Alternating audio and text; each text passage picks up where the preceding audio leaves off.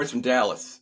So one of our assignments was to fly out to Dallas to do this thing with the Dallas Symphony. I did this really extravagant taping for this. I don't know what it was. It seemed like an education thing, but because it was Roy's hometown, he was invited to play with the Dallas Symphony, and it was like kind of a jazz meets the orchestra kind of thing. One day, I get a phone call. It's Carl Allen, and he says, "Steve, can you make a gig with Billy Taylor on this date?" I said, "Yeah." It was at the Museum of the Met. Billy did a concert series at the Met every 4 times a year. We would do a performance. So he said, "Yeah, can you make a gig? It's at the Met. It's on this so and so date." And I said, "Yeah, I can make that date. Yes, certainly."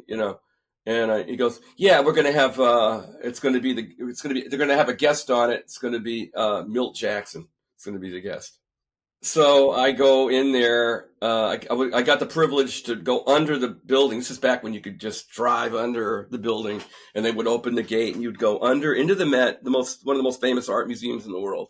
Pull your car up to the loading dock, and they would have somebody to help take my drums out of the car, wheel them onto the stage. That was the first time dealing with that level of respect, I guess, when you work with Billy. So they brought the drums to the stage, setting them up, and there is Milt putting his bars and messing with his bars. And I said hi to Milt. I was really thrilled. I was blown away. And we had I can't remember his name, the famous artist Leroy Neiman. You ever heard of him? He's like down here on the floor, he's like drawing Milt on the stage, on the floor. He has paper on the floor, and he's drawing pictures of us playing. So that was my first time doing it. So I played the gig, and I think I did pretty good. A couple days later, I get a phone call from Billy. Billy goes, "Hey, I really liked the way you played on the gig with Milt.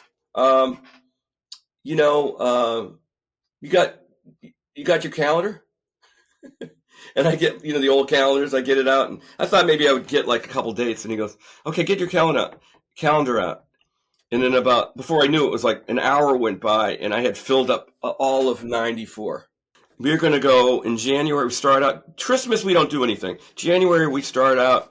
We're going to do these 10 gigs in January. Then February we're going to do these, and then in April we're going to start an NPR radio show at the Kennedy Center. It's going to be Billy Taylor's Jazz at the Kennedy Center. It's laid out all this. So I was like, what? And I was really happy that was happening for me, that opportunity came my way. So I was totally thrilled, be doing that.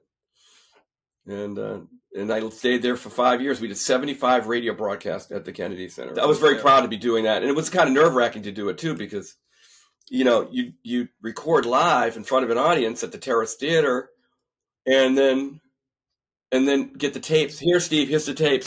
And I would go back to my room and listen to them and go, "Oh no, that sucked. Oh God." It would be like, and then we'd try it again, another radio show, and I try to keep on getting better, So it was a really good learning experience. Working with Chip Jackson was really great, because he's such a pro, and just the knowledge that he has.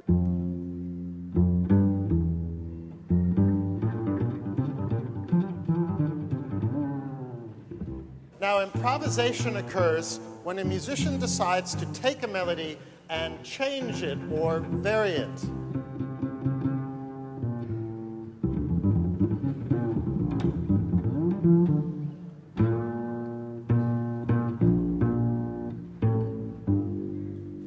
In jazz, one is supposed to do just that. Each jazz musician can take a melody and put his personal stamp on that music. Now, the bass violin isn't usually thought of as an instrument that plays the melody. But in the hands of a jazz musician like Chip Jackson, "My Country 'Tis of Thee" might sound like this.